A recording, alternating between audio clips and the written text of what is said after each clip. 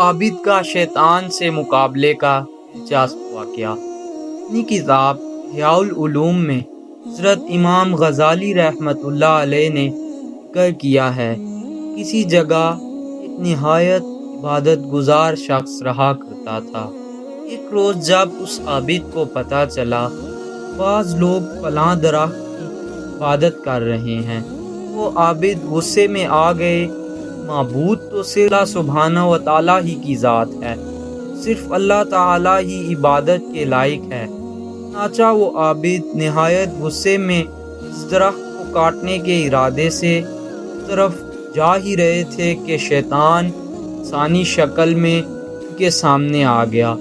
کہنے لگا، اس درخت کو کاٹ بھی دیا لوگ کسی اور کی پوجا کرنے لگیں گے، لہٰذا تم اپنی عبادت میں مصروف رہو اور اس درخت کو مت کاٹو۔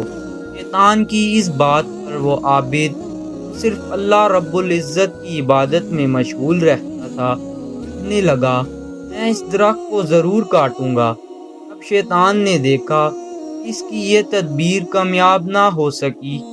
شیطان نے پھر سے اس عابد کو روکا، دونوں میں ہاتھا پائی شروع ہو گئی، یہاں تک کہ عابد نے شیطان کو بھاگنے پر مجبور کر دیا، مگر شیطان باز نہ آیا۔ چنانچہ شیطان نے مکاری کا ایک اور جال پھینکا اور اس عابد کو کہنے لگا، میری بات مانو اور اپنی عبادت میں لگے رہو، میں ہر رات 2 اشرفیاں تیرے سرہانے رکھ دیا کروں گا۔ تو غریب اور نادار آدمی ہے، اگر اللہ تعالیٰ کو منظور ہوتا وہ کسی اپنے رسول کو بھیجتا تو اس درخت کو کاٹ دیتا۔ تو درخت کی خود عبادت نہیں کرتا، تجھے اس سے کیا غرض ہے؟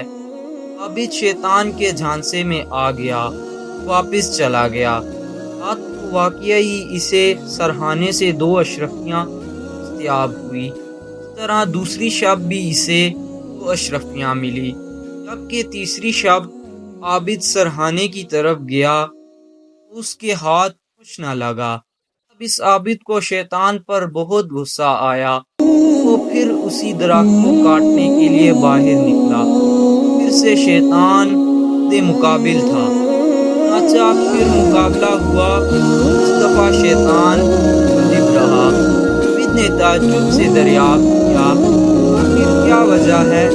پہلے میں تجھ پر غالب آیا، آج تو مجھ پر غالب آ گیا ہے۔ عابد کی بات سن کر شیطان بولا، دن اللہ تعالیٰ کے لیے مجھ پر غضبناک ہوا تھا، مجھ پر غالب آ گیا تھا، اور آج تو محض 2 اشرفیوں کے لیے گھر سے نکلا، کی نیت صاف نہیں تھی، آج تو صرف اپنے فائدے کے لیے گھر سے نکلا، میں آج تجھ پر غالب آ گیا۔ پتہ چلا کہ نیت خالص ہو تو شیطان پر غلبہ دیتی ہے، بدنیتی باعث شیطان ہم پر غالب آ جاتا ہے۔ میرے دوستو، ہر نیک کام صرف اللہ تعالیٰ کی رضا کے لیے کرنا چاہیے، کیونکہ نبی کریم صلی اللہ علیہ وسلم نے فرمایا، مال کا دار و مدار نیتوں پر ہے، اور ہر شخص کے لیے وہی کچھ ہے جس کی وہ نیت کرے گا۔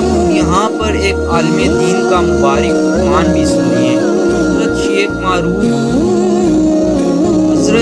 معروف فی رحمۃ اللہ علیہ نے فرمایا، اس شخص نے ثواب کی غرض سے عمل کیا تاجر ہے، جو دوزخ کے خوف یا جنت کی طلب میں عمل کرتا ہے غلام ہے، جو شخص صرف اللہ تعالیٰ کی رضا و خوشنودی کے لیے نیک کام کرتا ہے حقیقتاً آزاد ہے۔ یہی بلند ترین مقام ہے۔ اللہ سبحانہ و تعالیٰ نے ارشاد فرمایا، جو شخص اپنے رب سے ملاقات کی امید رکھتا ہے اسے اچھے عمل کرنے چاہیے، اس وہ اللہ تعالیٰ کی عبادت میں کسی کو شریک نہ کرے۔ اس کے ساتھ مجھے دیجیے اجازت۔ اللہ تعالیٰ سے دعا ہے اللہ تعالیٰ ہم سب سے راضی ہو جائے۔